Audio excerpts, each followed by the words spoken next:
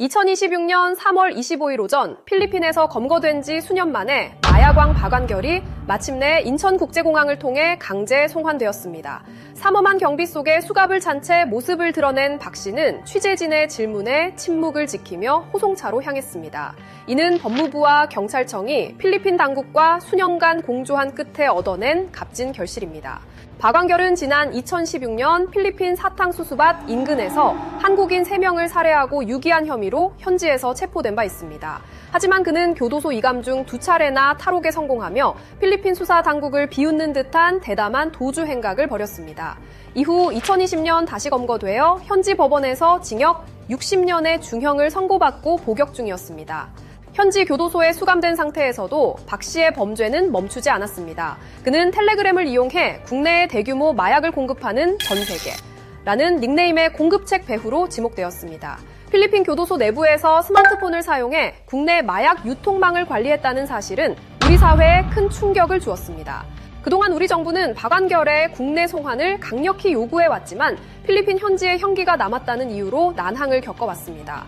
하지만 오늘 필리핀 당국이 임시 인도 방식에 합의하면서 박 씨를 한국 법정에 세울 수 있게 되었습니다. 이는 중대범죄자에 대해 국가 간 공조가 끝까지 추적한다는 강력한 메시지입니다. 검찰은 송환 즉시 박 씨를 상대로 국내 마약 유통 경로와 공범들에 대한 강도 높은 조사를 시작할 방침입니다. 특히 그가 관리했던 거대 유통망의 하부 조직원들과 자금 세탁 경로를 파악하는 데 수사력을 집중하고 있습니다. 피해자 유족들 또한 이제야 제대로 된 심판이 시작되었다며 엄벌을 촉구하고 있습니다. 박완결 사례는 국제형사 사법 공조의 한계와 가능성을 동시에 보여줍니다. 필리핀 현지에서 60년형을 선고받은 죄수를 한국으로 데려오는 과정은 외교적 마찰과 법리적 검토가 얽힌 복잡한 문제였습니다. 이번 송환은 범죄를 저지르고 해외로 도망쳐도 결국 한국 법정에 선다는 선례를 남긴 중요한 사건입니다. 가장 심각한 문제는 교도소 내 보안 공백이었습니다. 박 씨는 수감 중에도 텔레그램을 통해 이른바 바티칸 킹덤 등 국내 거물급 마약상들에게 물건을 공급했습니다. 이는 동남아시아 일부 교도소의 부패와 관리 부실이 한국의 마약 범죄를 키우는 기지로 전락했음을 적나라하게 보여주는 대목입니다. 전문가들은 박완결이 유통한 합성 마약들이 국내 청년층에게 끼친 해악이 막대하다고 분석합니다. 그의 손을 거쳐 국내로 들어온 마약은 소셜미디어를 통해 급속도로 퍼졌으며 이 과정에서 수많은 중독자와 2차 범죄를 양산했습니다. 박 씨에 대한 수사는 단순한 처벌을 넘어 국내 유통망 뿌리를 뽑는 계기가 되어야 합니다. 또한 박완결의 송환은 필리핀 사탕수수밭 살인사건 피해자 3명에 대한 진상규명에도 속도를 낼 전망입니다. 현지 재판에서는 살인 혐의가 입증되었지만 동기나 배후 관계 등에 대해서는 여전히 의문점이 남아 있었습니다. 한국 수사기관의 정밀한 조사를 통해 8년 전 그날의 진실이 명명백백하게 밝혀지기를 기대합니다. 법리적으로는 박 씨가 한국에서 형을 마치고 다시 필리핀으로 돌아가 남은 60년형을 살아야 할 가능성도 제기됩니다.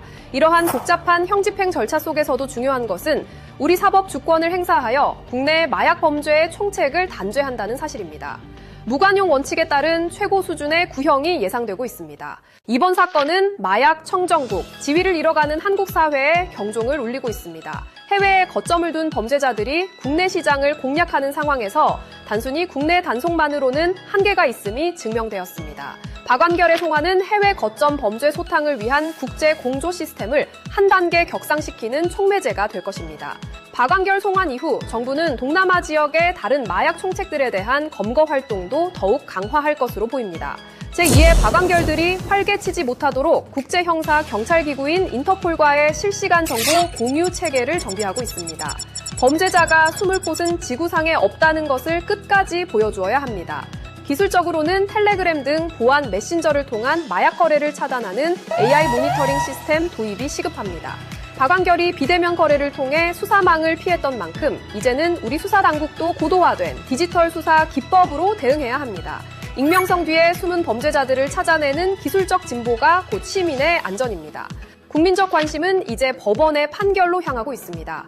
다수의 인명을 앗아간 살인 혐의와 국가 근간을 흔든 마약 유통 혐의가 병합될 경우 사법사상 유례없는 중형이 선고될 가능성이 큽니다. 법치주의의 엄중함을 보여줌으로써 마약 범죄에 가담하려는 이들에게 강력한 경고를 보내야 할 때입니다.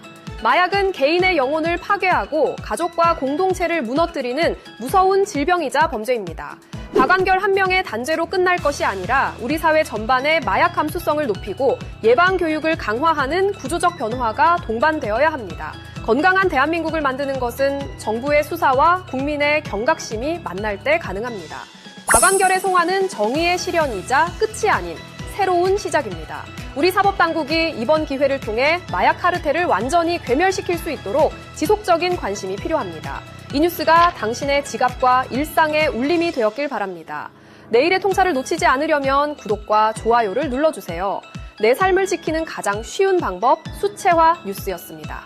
고맙습니다.